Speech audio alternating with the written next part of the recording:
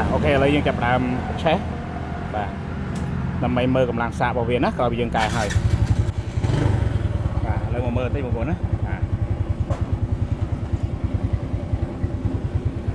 tập bấy đó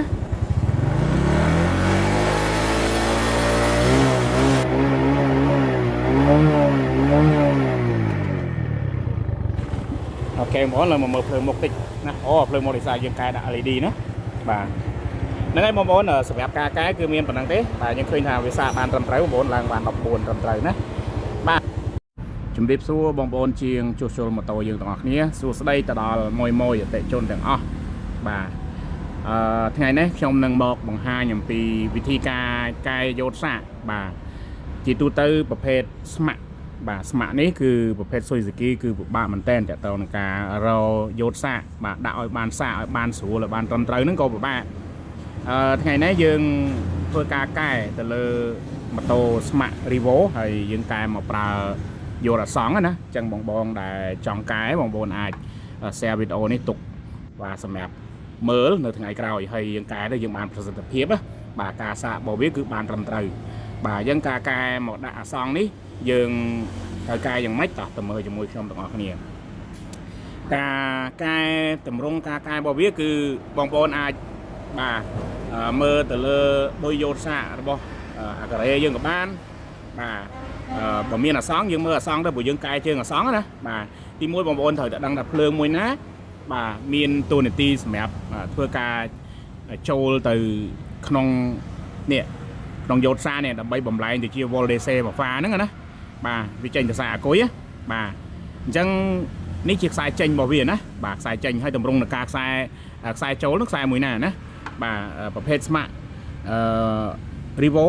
បាទខ្សែដែលវាអាចផលិតភ្លើងដើម្បីឲ្យសាកអាគុយបានណាវាជាខ្សែពណ៌អសឆ្នូតក្រហមបងប្អូនណាភ្លើងរបស់វានៅពេលដែលបច្ឆេះគឺបានចន្លោះចាប់ពី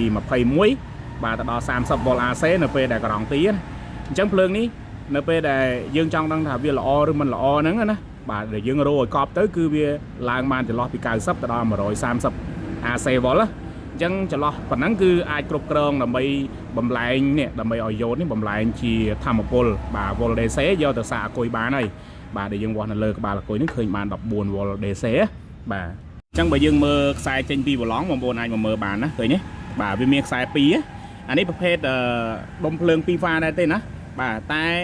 ដុំភ្លើង2ហ្វាគឺមួយហ្វាមានតួនាទីសម្រាប់ធ្វើការគ្រប់គ្រងបាទធម្មពលបាទទៅសាកអាគុយមួយហ្វាទៀតគឺសម្រាប់យកទៅបំភ្លឺភ្លើងមុខអញ្ចឹង2ខ្សែហ្នឹងគឺវា direct ត្រង់ទៅយកតែម្ដងណាបងប្អូនបាទសម្រាប់ខ្សែពណ៌លឿងបាទលឿងឆ្នូតសណាប្រភេទស៊ុយសាគីវានឹងបំបែកខ្លួនមួយខ្សែបាទឡើងទៅនេះឡើងមកកុងតាក់នេះណាតាឥឡូវយើងមកមើលរបៀបការកែអញ្ចឹងការកែសូមឲ្យបងប្អូននេះយកអាខ្សែនេះចូលយោតបាទយកអាខ្សែមួយហ្នឹងគឺចូលយោតណាអញ្ចឹងសម្រាប់ជើងយោតរបស់វាតើយើងមកមើលទំនេកណាបាទនេះយើងយកខ្សែពណ៌សបាទឆ្នូតក្រហមណាយើងយកចូលជើងមួយនេះបងប្អូននេះជើងនេះណាឃើញទេយើងមើលតម្រង់យោតទៅហើយយើងយកជើងមួយនេះបាទយើងយកខ្សែពណ៌ក្រហមណូតសបាទចូលជើងមួយនេះដើម្បីធ្វើការបំលែងចេញមកវិញមកចេញជាខ្សែពណ៌ក្រហមយកទៅសាកអាគុយណាបាទហើយសម្រាប់ខ្សែមួយខ្សែទៀតបងប្អូនផ្ដាច់ចោលណាផ្ដាច់ភ្លើងចេញពីប្រឡងចោលនឹងរុំស្ពុតឲ្យបានត្រឹមត្រូវទៅបន្ទាប់មកយកខ្សែពណ៌លឿងនេះបាទដែលចេញពីយោតនេះណាបាទយកទៅបានភ្លឺភ្លើងមុខអញ្ចឹងមានន័យថាអាសង្ខរបស់យើងគឺចូលមាន2បាទចេញ2ណាយើងចូលមកចូលខ្សែពណ៌បាទសឆ្នូតក្រហមដល់ពេលចេញមកវិញចេញទៅភ្លឺភ្លើងមុខមួយចេញទៅសាកអាគុយមួយបាទនៅពេលដែលបងប្អូនបានដឹងការកែបែបនេះហើយគឺងាយស្រួលមែនទែនណាការកែណាបាទអញ្ចឹងបងប្អូនអាចមើលតម្រង់ការកែបានណាមើលទៅដើម្បីបាទជាចំណេះដឹងហើយវីដេអូនេះគឺខ្ញុំសូមផ្ញើជូនទៅដល់បងមួយចំនួនដែលគាត់បានសិក្សារៀនសូត្រយល់ដឹងអំពីដំណើរការហ្នឹងគឺគាត់ពិបាកក្នុងការកែបាទសម្រាប់បងដែលគាត់បាទចេះក្នុងការកែហើយគឺ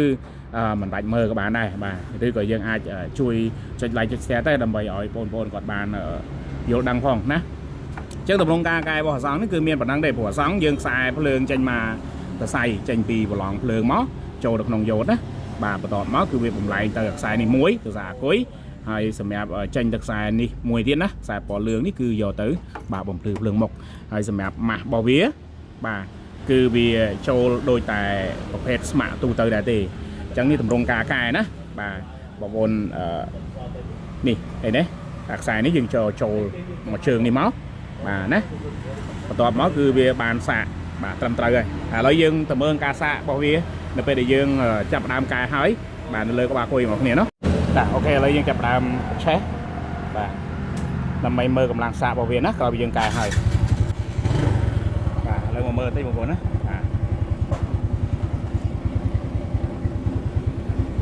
បាទ13ណា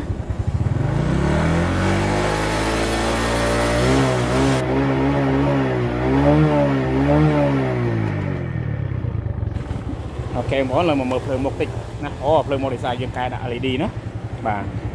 ហ្នឹងហើយបងប្អូនសម្រាប់ការកែគឺមានប៉ុណ្ណឹងទេបាទយើងឃើញថាវាសាកបានត្រឹមត្រូវបងប្អូនឡើងបាន14ត្រឹមត្រូវណាបាទវីដេអូនេះគឺមានប៉ុណ្ណឹងបងប្អូនបាទអរគុណច្រើន